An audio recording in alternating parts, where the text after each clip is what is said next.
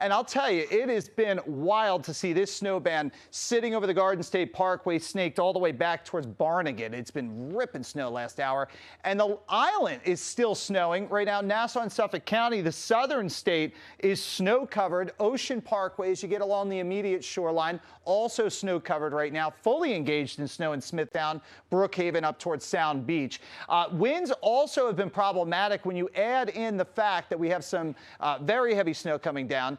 It doesn't take much wind to create visibility concerns. 25 sustained, gusting to 30. Here's our storm.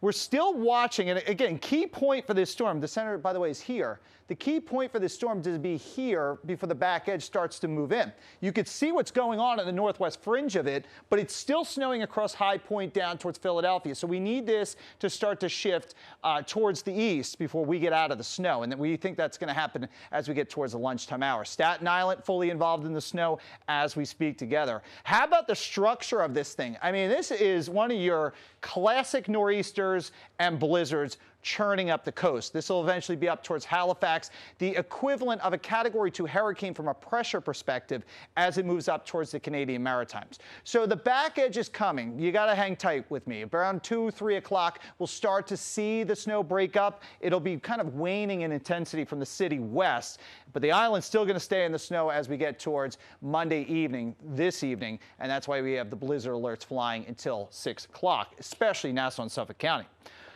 Uh-oh, here comes another one. Good news on this is that this thing is going to stay to the north. I think there's more warm air involvement, so it's a wintry mix as we go into Monday morning. But you get into the Hudson Valley, could be maybe a slushy few inches. And, haven't been following this because been busy on that end. But Stacey Ann, have you been following this one? Are you concerned at all Wednesday morning?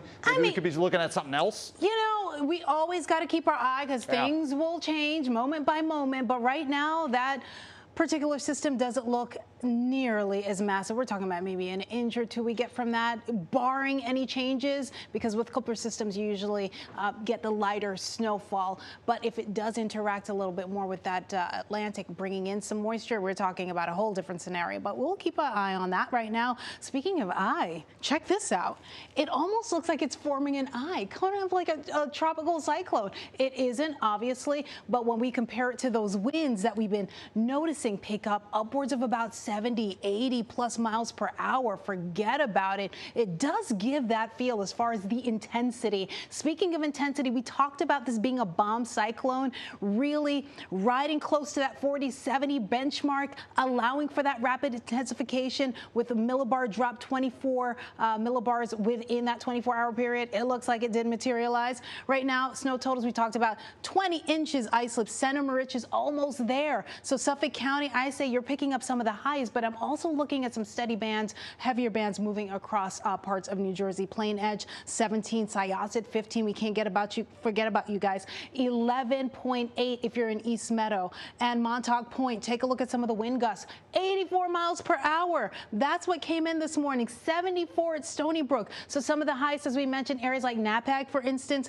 getting upwards of about 62 miles per hour. Kew Garden, 64. Let's leave it right here. We still could be talking about some more power outages.